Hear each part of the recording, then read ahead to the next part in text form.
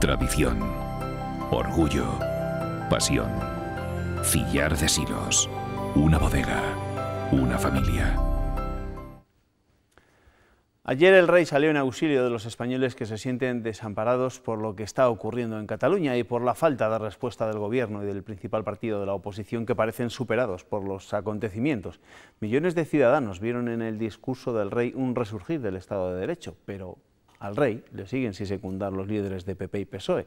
Las voces que más se han escuchado son las de aquellos que criticaron su mensaje, porque ni Rajoy ni Sánchez nos han dicho qué opinan sobre las palabras de don Felipe. Han tenido que mandar a algunos de sus subalternos, mientras en Cataluña se pone fecha al pleno que proclamará la independencia. Bienvenidos.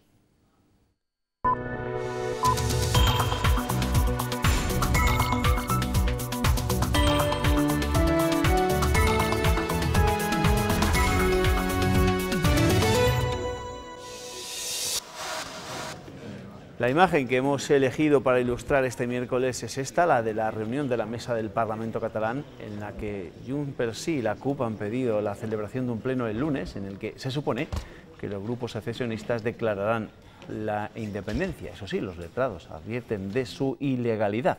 Eso ha sido antes de la comparecencia de esta noche del presidente de la Generalitat. Carles Puigdemont comparecía intentando emular al rey, al que ha criticado por su mensaje de ayer, a la vez que insistía en la mediación para resolver este conflicto.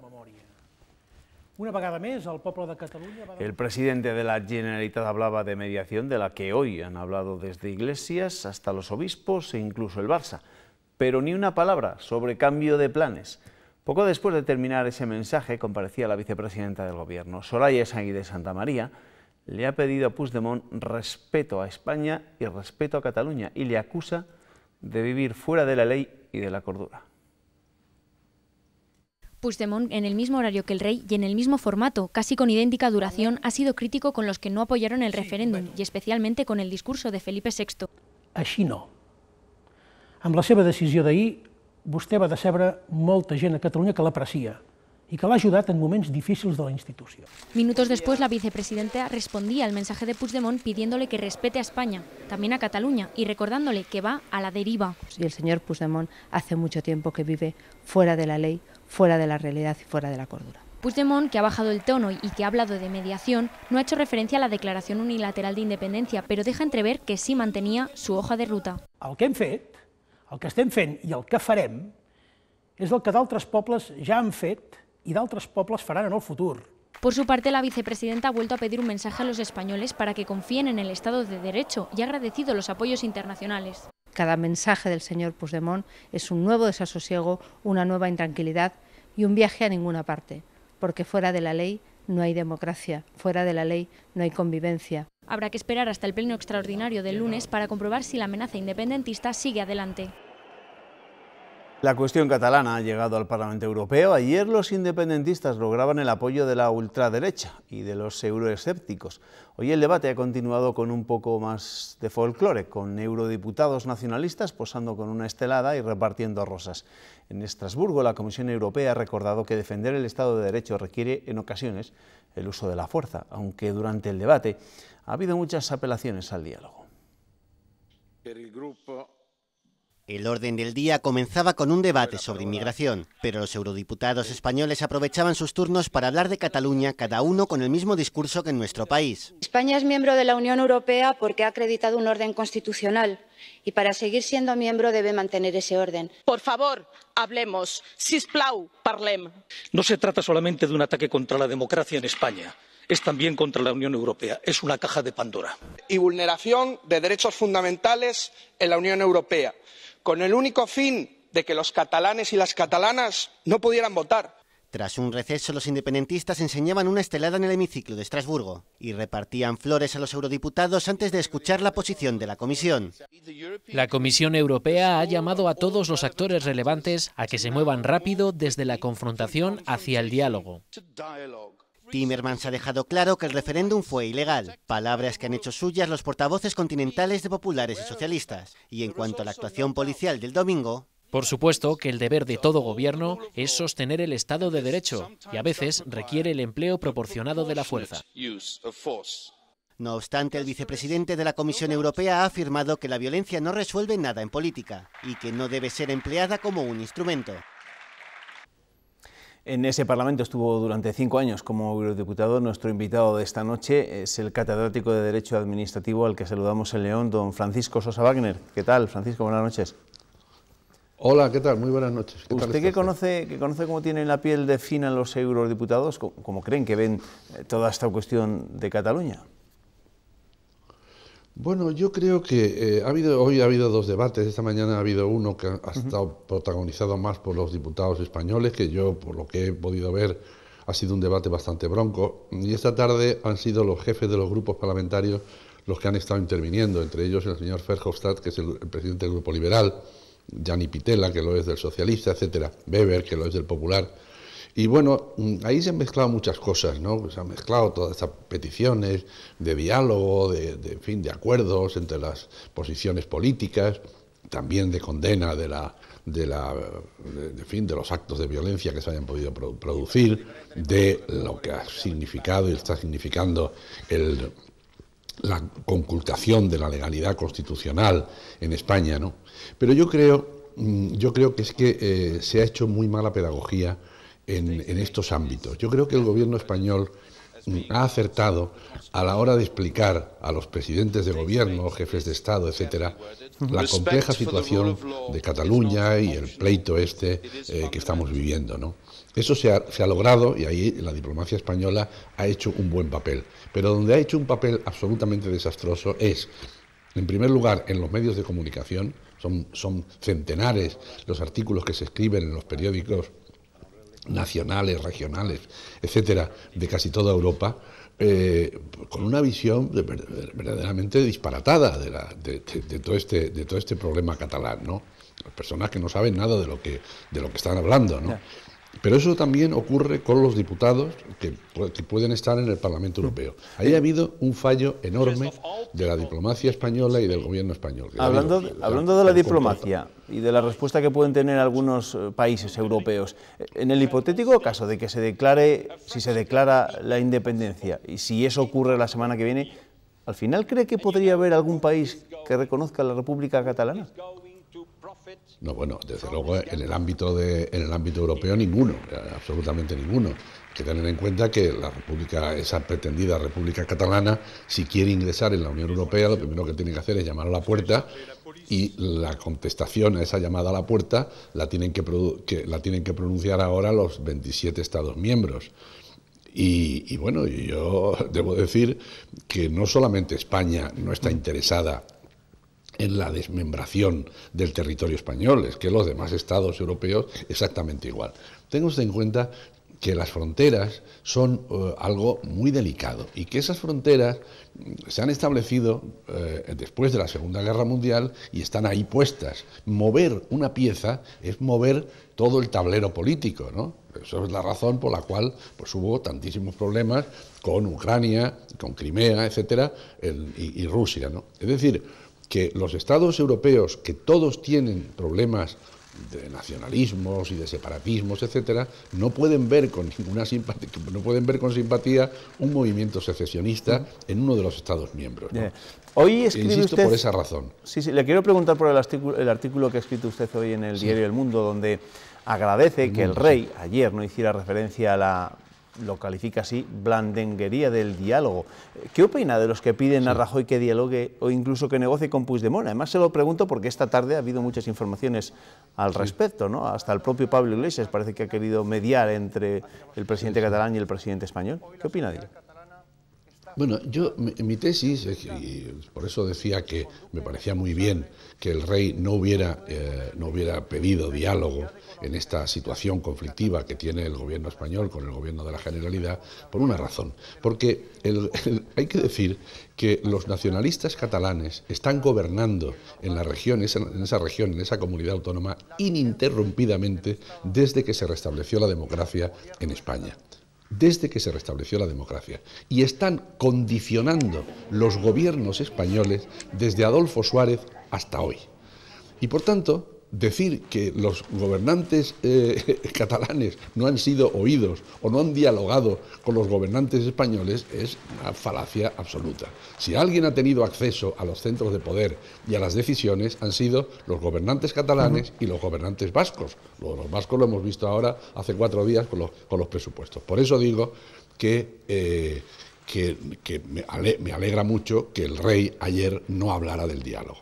Ahora se está hablando, esto es una noticia de hace muy pocos minutos que acabo de ver antes de entrar aquí en los estudios, de una posible mediación.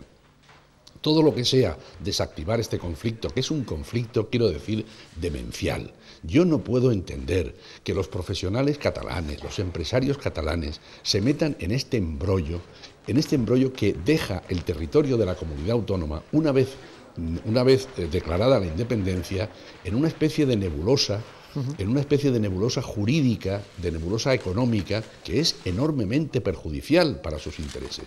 Por eso, bienvenidos sean los esfuerzos que se hagan para evitar ese dislate de proporciones mayúsculas.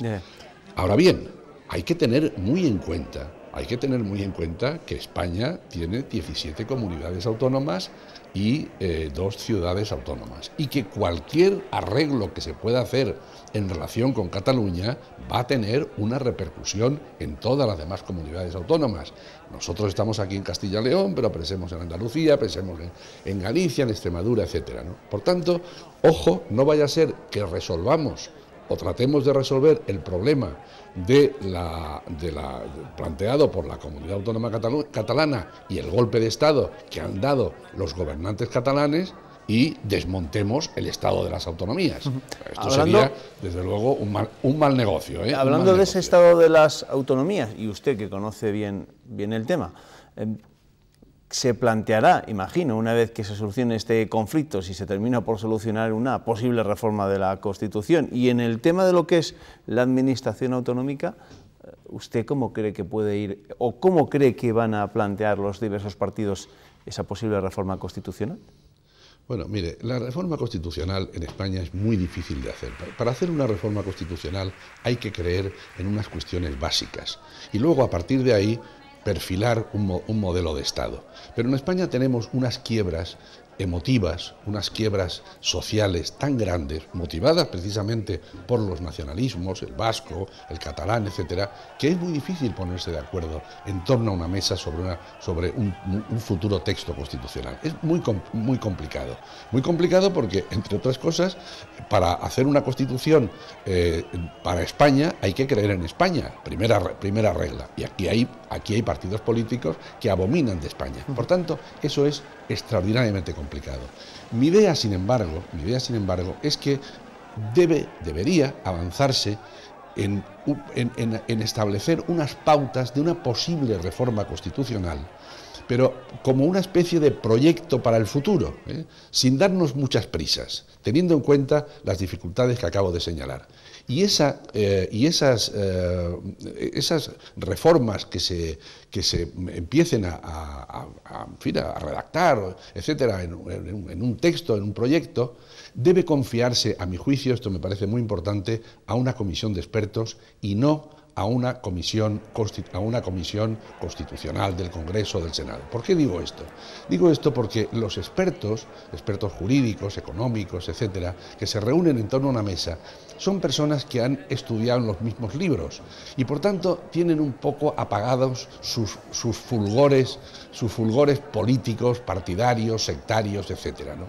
Y es más fácil llegar a acuerdos entre personas que, como digo, han estudiado en los mismos libros y que entre políticos que están sesgados siempre por sus vinculaciones. Usted no ve eso de la nación de naciones, ¿no?, de la que habla sobre todo Pedro Sánchez. No, yo eso de la nación de naciones me parece una cosa absolutamente abominable y espero que el Partido Socialista Obrero Español, que ha sido un partido de gobierno, se guarde eso en el bolsillo y no vuelva a hablar de esa estupidez nunca más, ¿no? Eso de la plurinacionalidad, todos los estados que han sido plurinacionales han acabado como el Rosario de la Aurora, la Unión Soviética, Yugoslavia, el Imperio Austrohúngaro. Eso es un disparate absoluto. Yo espero que el PSOE, que como digo es un partido serio y un partido que ha gobernado, se olvide de esa estupidez, ¿no? Para terminar, ¿usted cree que todo este asunto de Cataluña le ha desbordado al gobierno de Mariano Rajoy? Pues yo creo que sí, en estos momentos sí. Yo creo que en estos momentos está desbordado el gobierno de Mariano Rajoy y el gobierno del señor alzado, no digo en armas, sino en una votación clandestina parlamentaria, que es el gobierno de Puigdemont, ¿eh?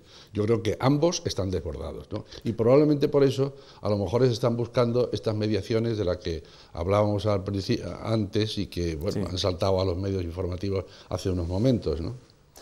Muchísimas gracias, don Francisco Sosa Wagner, es eurodiputado de UPyD y de catedrático de Derecho Administrativo. Buenas noches. Gracias.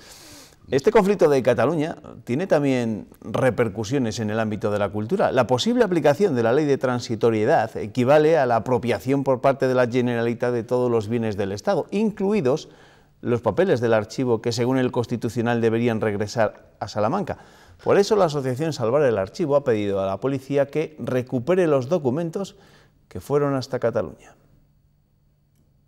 Que entre en el Archivo Nacional de Cataluña para dar cumplimiento a la sentencia del Tribunal Constitucional sobre el Archivo de Salamanca, que recupere los documentos y sean devueltos de inmediato al Archivo de Salamanca.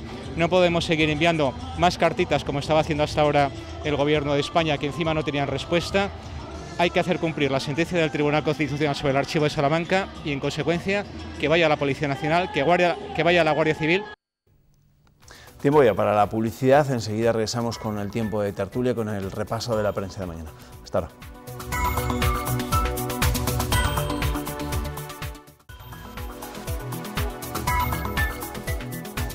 Recuperamos ya el tiempo dedicado a repasar lo que ha acontecido esta jornada, una jornada marcada de nuevo por la cuestión catalana, por esas comparecencias de última hora, tanto del presidente de la Generalitat como después de la vicepresidenta del Gobierno, Soraya Sáenz de Santamaría, y también de otros representantes de los diferentes grupos políticos valorando lo que ha sido esa declaración de Puigdemont. Lo vamos a analizar, por supuesto, después de leer la prensa, y les presento a mis tertulianos de esta noche. Miguel Vicente, ¿qué tal? Bienvenido, buenas noches. Buenas noches, Juanma. Julio González Calzada, ¿cómo estás? Bienvenido, buenas noches. Buenas noches, muy buenas noches. No vais a hablar todavía, vamos a esperar a que Ernesto nos refresque los titulares más destacados que vamos a poder leer mañana en la prensa de nuestra tierra. Ernesto, ¿qué tal? Pues muchos de ellos tienen que ver precisamente con esas comparecencias. Pues adelante. Mira, empezamos con el norte de Castilla, que destaca en su primera: Puigdemont rechaza el mensaje del rey y mantiene la ruta de la independencia. También señala que la mesa del Parlamento convoca para el lunes el pleno de la secesión.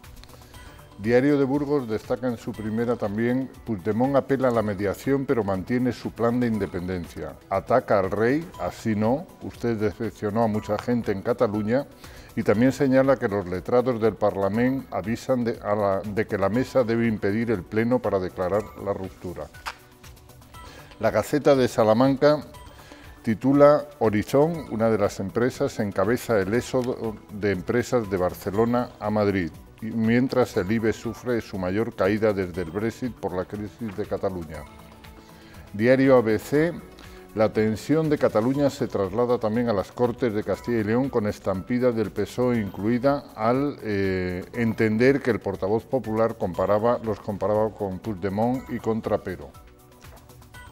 Diario La Razón: acuerdos para el carbón, el campo y empleo en un bronco pleno entre PP y PSOE.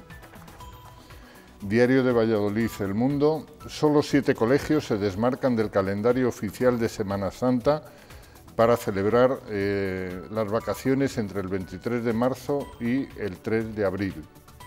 5 de Zamora y 2 de León. Y Diario de León destaca en su primera una imagen del Mercado de las Tres Culturas que se celebra estos días en León, porque mañana es San Froilán y el día de San Froilán los leoneses se reparten entre la Virgen del Camino y la propia ciudad de León. Diario Palentino destaca en su primera la imagen del Cristo de Palencia: el Cristo se entumece, titula, porque el plan director está bloqueado durante 10 meses por falta de consenso, mientras los vecinos reclaman ya su puesta en marcha. Y por último, el diario El Heraldo, diario de Soria, destaca en su primera la potencia micológica de Soria, que le reporta este año 14 millones de euros y convierte el otoño soriano en la etapa turística alta. Gracias, Ernesto. Bueno, pues esos son los titulares de la prensa de nuestra comunidad. Vamos ya con lo que es el análisis de lo que ha acontecido en esta jornada del 3 o 4, ya ni sé en qué día estamos. El 4, porque cada día tiene su afán, en Cataluña. Y de esas declaraciones, de esa comparecencia de Puigdemont, en plan como si fuese ya el nuevo presidente de la República Catalana, ¿con qué os quedáis? Porque él sí que parece que él ha abierto, no sé si decir que él ha abierto la puerta a la mediación, aunque eso sí, sin ceder un ápice ni un milímetro en sus planes secesionistas, y también ha atacado al rey, al que le ha dicho majestad, así no, ha decepcionado a mucha gente en Cataluña. Bueno, a ver, ¿con qué os quedáis vosotros de todo eso que se ha escuchado y de la réplica posterior de la vicepresidenta del Gobierno? Desde mi punto de vista, la tensión y el inmovilismo es lo que predomina en ambas posiciones hasta el momento. O sea, que esto hoy no podemos decir que haya avanzado absolutamente nada, una vía de escape. ¿No? Yo no veo que haya un inicio ni un síntoma inicial de diálogo. Probablemente hay algunas conversaciones de las que no tenemos acceso, esperamos que sea así, pero al menos en el nivel público, en las declaraciones oficiales, lo que se ve es que se mantienen las posiciones, lo cual pues, es preocupante en este caso. Julio. Creo que hay una opción o una posibilidad. Yo soy un optimista. Pues dínosla, que la apuntamos. Hoy ha habido un movimiento de cierta parte de la sociedad civil catalana, encabezada por el Colegio de Abogados y continuada por algunos otros grupos más de sociedad civil catalana que de sociedad dependiente, en algunos casos, de las subvenciones de la Generalitat y de sus empresas adláteres, que creo que puede resultar, creo que si tiene opción puede resultar favorable y positiva. Creo que esa acción de mediación puede ser interesante, entre otras cosas, porque me estoy refiriendo a una sociedad civil catalana, me imagino, que hoy estará preocupada, como yo, por tres noticias que leo ahora mismo en un periódico catalán. La caída de la bolsa, la enorme bajada de las reservas prácticamente a cero turísticas en Cataluña desde hace una semana, y la pelea entre Toni Moj y David Guapo, dos humoristas, precisamente consecuencia de sus diferencias ideológicas. Bueno, la caída de la bolsa, pero sobre todo la caída de los valores vinculados con Cataluña. Tanto CaixaBank como el Banco de Sabadell y como otros bancos que tienen mucha presencia en Cataluña. Según algunos expertos que he consultado hoy, CaixaBank ha perdido 2.000 millones de valor en bolsa desde el viernes. Claro, y no ha dicho Ernesto, Ernesto sí que ha leído una portada, la fuga de esa empresa de Cataluña a Madrid, y ¿cuánto ha ganado hoy en bolsa? 15 céntimos por acción, finalmente un 13%, Horizon. O sea, sí que se ha arrepentido de haberlo comprado ayer. Yo tengo que reconocer, y se lo digo delante de ustedes, y pedirle perdón a mi hijo, que esta mañana me preguntaba en un gracioso WhatsApp, que me decía, ¿por qué razón no hemos comprado acciones de Horizon anoche? Oye, que, bueno, hablábamos de mediaciones, y ¿alguna opción a la mediación de los obispos? ¿Por qué se lo digo a ustedes? Porque esta mañana conocíamos que ayer Mariano Rajoy se reunía en la Moncloa con el obispo de Madrid y con el obispo de Barcelona, y que esta mañana el vicepresidente de la Generalitat, Oriol Junqueras, se reunía también con el obispo de Barcelona. Sí, con la Iglesia hemos topado. Y está muy enfadado, parecer, Mariano Rajoy con nuestro cardenal Blázquez. Sí, no la invitó porque se supone que el gobierno no está muy contento con esa nota de hace unos cuantos días de la conferencia episcopal, donde habló del diálogo, habló de los pueblos del Estado español, de los derechos de los pueblos del Estado español, en fin.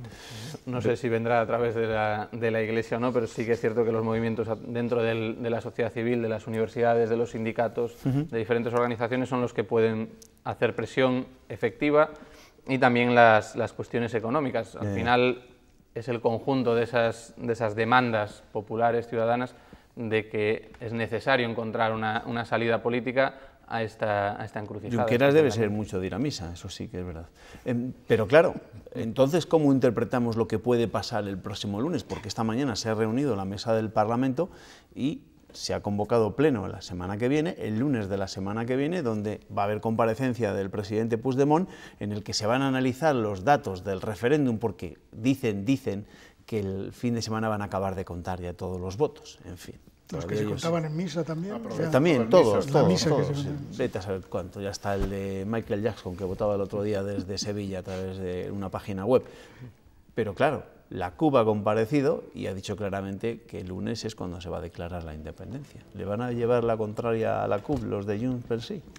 Todo parece indicar que no. Realmente hoy, en el discurso de Puigdemont, que yo entiendo que era un discurso más para su público interno, para el público que ellos tienen y para sus soportes internos que para el resto de los españoles, aunque se ha dirigido afortunadamente y gracias por el detalle en español hacia todos nosotros en algún momento del discurso. Lo digo por los que no hablamos catalán, no por ningún otro motivo, no tengo nada contra el catalán.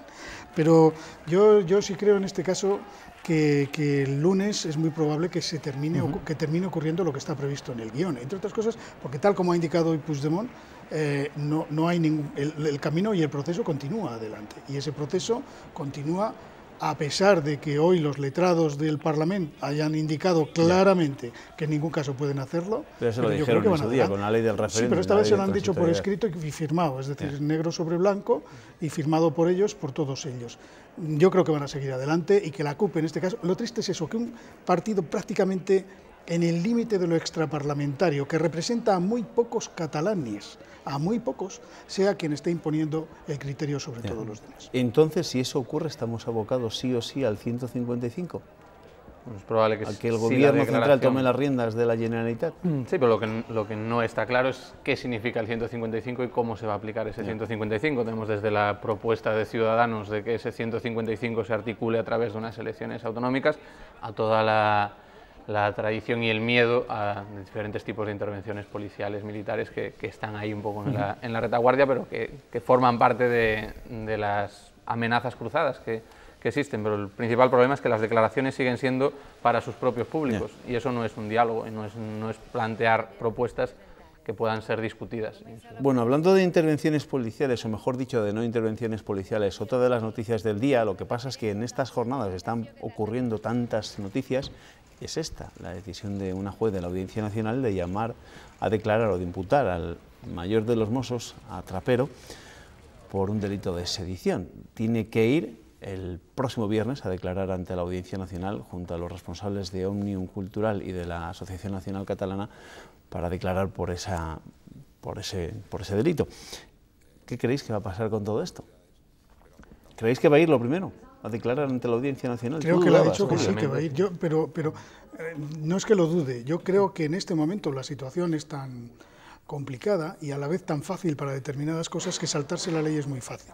Es decir, pues, mientras para cualquier ciudadano llamado por la Audiencia Nacional es muy complicado negarse a ese llamado de la Audiencia Nacional para declarar, en este momento tal cual es la situación, si el señor Trapero decidiera no presentarse, veo muy complicado que la Guardia Civil o que las fuerzas de seguridad del Estado pudieran acceder hasta él para trasladarlo hasta la Audiencia Nacional. Lo veo realmente complicado y podría dar de nuevo imágenes que no queremos, que nadie quiere, que se podrían repetir. Entonces, no lo sé. Si él va, yo se lo agradeceré, pero reconozco que en este caso va a ser prácticamente una presentación voluntaria.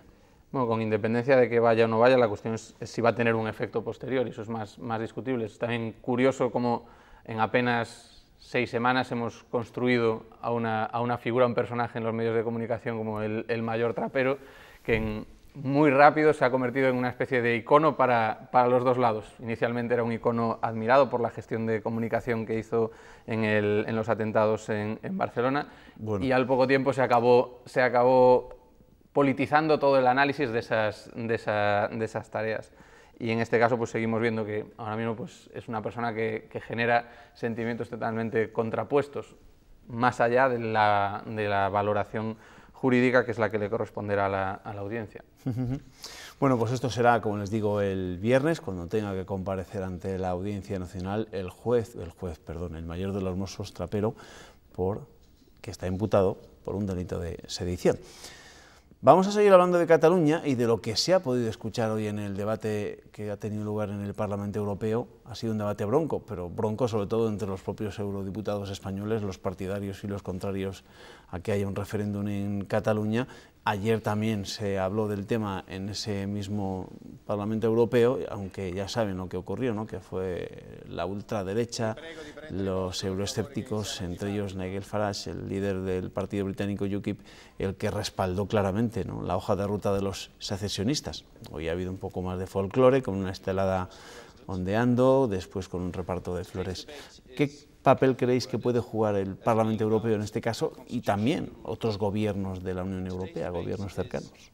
Con todo el respeto para las instituciones europeas, yo entiendo que las instituciones europeas han demostrado a lo largo de los años muy poco efecto, salvo en las cuestiones de carácter económico. Desde luego, en el sentido político, las instituciones europeas adolecen de una absoluta falta de todo sentido más allá de una simple declaración. ¿Os llama la atención? Bueno, ahora os hago otra pregunta, que si os llamaba la atención el hecho de que se ha debatido antes en el Parlamento Europeo de lo que ocurrió el 1 de octubre en Cataluña que en el Parlamento español. Es algo que es realmente significativo de cómo se ha abordado esta cuestión a nivel político en España, es decir, que no ha entrado al Parlamento la discusión, y eso es significativo. Es cierto que el Parlamento Europeo es una instancia que es política, pero que su repercusión, su incidencia en cuanto a sus decisiones, pues es bastante reducida, y se convierte en un foro para visibilizar ese problema, pero sin duda el hecho de que presten y que se presten a un debate de una manera mucho más rápida, mucho más directa que lo que puede suceder en Madrid, pues es significativo. Bueno, mañana otra sesión de Cataluña, que no hemos terminado, por cierto, porque claro, tenemos que incorporar aquí en este momento de la noche y de la tertulia nuestro quinto tertuliano, a quien si no, a Nieto, que con este tema catalán sigue sin poder dormir. No puedo pegar ojo, Juanma. Ya tenemos fecha, el lunes. El lunes será la declaración unilateral de independencia. Y no me apetece nada. No me apetece la exclusión, no me apetece el extremismo, no me apetece el enfrentamiento. Estoy por salir al balcón y proclamar mi declaración unilateral de inapetencia. Pero no son horas, Juanma. No son horas. No lo son. El caso es que estamos tan obsesionados con Cataluña que algunos de los protagonistas de esta película de terror se utilizan incluso como arma arrojadiza en la política regional. Ha ocurrido en el Pleno de las Cortes, donde el PSOE ha llevado su propuesta para cambiar la ley de publicidad institucional. Los socialistas critican que el Ejecutivo no informe de cuánto se gasta en publicidad y de haber dejado en nada la ley de 2009. El PP dice que todo está publicado en la web y cuestiona la transparencia y ecuanimidad del PSOE en ayuntamientos como el de Valladolid. Estoy dispuesto a que nos den alguna lección porque son ustedes los que manejan con la más absoluta desvergüenza la publicidad institucional en esta comunidad. En eso sí le admito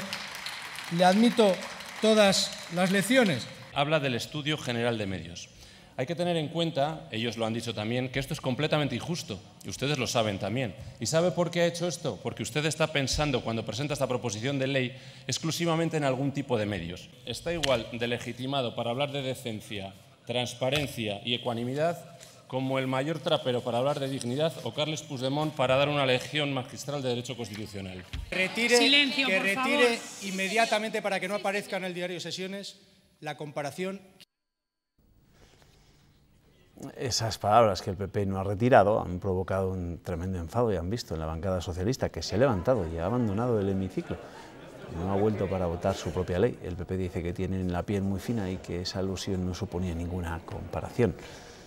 Ya veis, hasta los protagonistas de lo que está ocurriendo en Cataluña se cuelan en los plenos de las Cortes de Castilla y León. Es que estamos de una sensibilidad igual hipersensible en estos momentos, o simplemente estamos ante una melodramática representación de las cosas. Yo creo que desde luego el ser humano necesita más tranquilidad en todas partes y sobre todo en sus parlamentarios, que son quienes nos representan a todos los ciudadanos para la toma de decisiones en forma de normativas y leyes. A lo que ocurre en este sobre todo porque hoy mismo leíamos que en algunos institutos de Cataluña los profesores se dedicaban a reprochar la actuación el domingo de las fuerzas de seguridad, de las fuerzas de la Guardia Civil, de la policía, a los hijos que eran alumnos de ese instituto, y algunos de los chavales, algunos de los críos, ante el acoso de los compañeros, pues se tuvieron que marchar de clase. Y eso sí son procedimientos... Yo creo que si alguien ha hecho eso no tiene el carácter ni el título de profesor, como mucho No, más, sí, lo tiene, como lo mucho tiene. maestrillo. Lo tiene, pero se Como llevan mucho dedicando maestrillo. de forma, pues eso, han hecho de su capa un sayo durante tantos años que al final son capaces de eso, ¿no? En fin, de sembrar esa semilla Y de eso odio. sí que es grave. Eso es muy Desgraciadamente en las aulas se deslizan muchos de esos comentarios. Se pueden encontrar tanto en Cataluña como en muchos otros territorios en muchas ocasiones. Son excesos de esa libertad de cátedra que no proceden y que no deberían suceder. Y de hecho tampoco deberían por qué trasladarse a un espacio como las Cortes Parlamentarias, porque el comentario en sí es intencionadamente perverso en el sentido de hacer daño, porque la comparación es evidente que hay un intento de comparación, que sea sensibilidad extrema o no, pero bueno, es el valor que se le quiere dar y lo que quieres transmitir a la ciudadanía con esa comparación. Bueno, vamos a asuntos más, creo yo, interesantes de ese pleno, ¿no? Un pleno en el que se ha aprobado una proposición no de ley del PP para reclamar al Gobierno central una prueba única de acceso a la universidad. Se trata de evitar así las diferencias entre comunidades autónomas en el nivel de exigencia. Este año, les recuerdo, solo el 15% de las plazas de medicina de las facultades de Sanidad de Valladolid y de Salamanca están ocupadas por alumnos que han estudiado aquí en Castilla y León. Con el informe PISA sobre la mesa, nuestros estudiantes tienen la mejor preparación de todo el país, pero no se refleja en sus notas de EBAU. Argumenta el PP que las pruebas y la exigencia en la corrección de esas pruebas son más altas aquí, lo que perjudica a la nota y, por tanto, a las opciones de nuestros alumnos. Bajar el nivel de exigencia de nuestros alumnos no es una opción. Ciudadanos lo ha apoyado. Podemos hablar de discriminaciones y de brecha entre comunidades. El PSOE a favor ha presentado una enmienda. Analizando esta propuesta en el marco del Pacto de Estado de la Educación, dentro de la conferencia sectorial donde está representada y de acuerdo con los rectores. Los populares lo han aceptado, pero no quieren que se postergue el fondo de la cuestión. Podemos se ha mostrado en contra y considera que se pretende recentralizar una competencia de las comunidades autónomas y que es injusto para muchos estudiantes. Si es tan justo y tan equitativo como ustedes nos lo quieren pintar, evaluar por igual y de manera uniforme a quien ha tenido currículos y procesos de enseñanza y aprendizaje diferentes. El informe PISA es el mismo para toda España. Luego, es posible hacerlo. Para que acabe, dice el PP, con las suspicacias que levanta la EBAU entre profesores y alumnos de Castilla y León. Oye, esto de pedir una prueba única para el acceso a la universidad es una guerra perdida, tal y como está la educación en nuestro país. Pues esto ya, sí, en este momento me da a mí la impresión de que va a ser complicada, pero esto ya ocurría desde tiempos inmemoriales. Seguramente lo habéis conocido en vuestra prueba de selectividad y algo que ha ocurrido desde siempre. Yo tengo la impresión de que en esto o llegamos a un pacto por la educación, algo que España no ha conseguido nunca, o va a ser muy difícil que esto ocurra, porque siempre tenemos la sensación, yo tengo la incómoda sensación siempre de que en determinados lugares resulta más fácil aprobar determinadas cosas. Como a veces somos muchos los que tenemos esa incómoda sensación y coincidimos en ella, quizá hasta tenemos algún motivo de razón y de motivo de preocupación. No sé si es en este momento la mejor solución y si no, no sé, realmente se me escapa si una comunidad autónoma como es Castilla y León puede hacer algo más que levantar. Hablaban algunos parlamentarios levantar la mano, no sé si está en levantar la mano, entiendo que no, ni en rebajar el nivel de la exigencia, pero evidentemente sí en exigir y en demandar del resto de comunidades que se apliquen los mismos criterios. Miguel. Incluso ahora, en tanto tiempo de regiones, naciones y demás, nos podemos plantear que estas pruebas deberían ser realmente europeas. Realmente la evaluación para acceso a títulos europeos, a títulos universitarios. En inglés no, que el nuestro es un inglés básico. Bueno, en catalán el idioma, ¿no? Pero bueno, para eso hay unos grandes servicios de traducción que podrían estar ahí. Pero al final es cuántos sistemas de educación creamos y qué comparación entre ellos se puede establecer. Y si realmente hay diferencias en cómo se definen las pruebas y cómo se evalúan, pues probablemente sea mejor centralizarlo de alguna manera. Pero en ese sentido, pues, la pregunta iría todavía más allá. Que, bueno, realmente estamos en un sistema europeo de educación, estamos en un sistema europeo de trabajo. Esas calificaciones se pueden comparar y se pueden medir a nivel europeo también. Eres un optimista, Miguel. No somos incapaces de ponernos de acuerdo entre 17 comunidades como para ser capaces de ponernos de acuerdo entre ¿cuántos somos? 27. Probablemente sea más sencillo que venga de Europa y que lo asumamos. A PISA no le protesta a nadie. No lo sé, difícil. Más asuntos que tienen que ver con la actualidad política regional, de lo que vamos a hablar mucho durante los próximos días. El 15 de octubre acaba el plazo para presentar el borrador del proyecto de presupuestos de Castilla y León para 2018. Ciudadanos ha enviado a la Junta y al PP un documento con sus 50 exigencias. Dice que se sentarán con la Junta, aunque invitan al Grupo Parlamentario Popular a que participe en las negociaciones. En cualquier caso, ya han planteado requisitos previos para abstenerse o apoyar directamente esas cuentas. Esta firma garantizaba el apoyo de Ciudadanos al techo de gasto y habría un plazo de 45 días para negociar avances en la limitación de aforamientos y el desbloqueo de la reforma de la ley electoral. Son las dos patas básicas sobre las que sustenta la bancada naranja el inicio de las conversaciones. Hay motivos para ser optimistas de que se pueda terminar construyendo un acuerdo y encontrando una forma de ejecutar esas dos necesidades. Es el paso previo para comenzar con la negociación clásica, dicen, la de presupuestos. Entre sus 50 exigencias hay medidas de sanidad, educación, el medio rural o el campo, y también una nueva bajada de impuestos. Incluirá el IRPF, se incluirá sucesiones, se incluirá donaciones, se incluirán tasas. El documento con esos 50 puntos se lo han remitido a la Junta y al Partido Popular. Si el partido que sustenta al gobierno no entiende que los interlocutores del gobierno son suficientes y quiere unirse también a la negociación, pues oye, nosotros no le vamos a cerrar la puerta a todo aquel que quiera entrar en la sala. No han cuantificado cuánto puede suponer su batería de exigencias, pero confían en poder avanzar la negociación antes del 15 de octubre. Bueno, empiezan las negociaciones entre Ciudadanos y la Junta. También dicen desde Ciudadanos que se incorpore a esas negociaciones el Grupo Parlamentario Popular.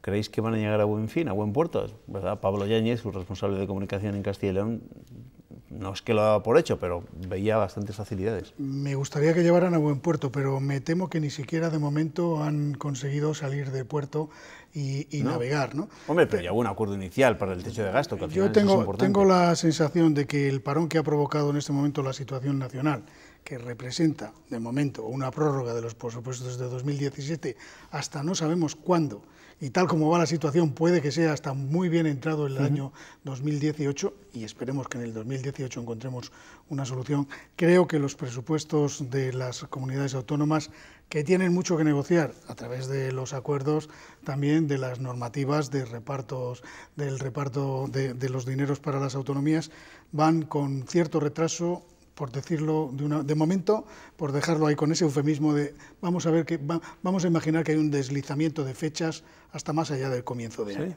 Sí, en principio este año ya fue con retraso y todo apunta a que hasta que se resuelva la cuestión catalana en este sentido difícilmente se van a ir produciendo esos acuerdos en cascada.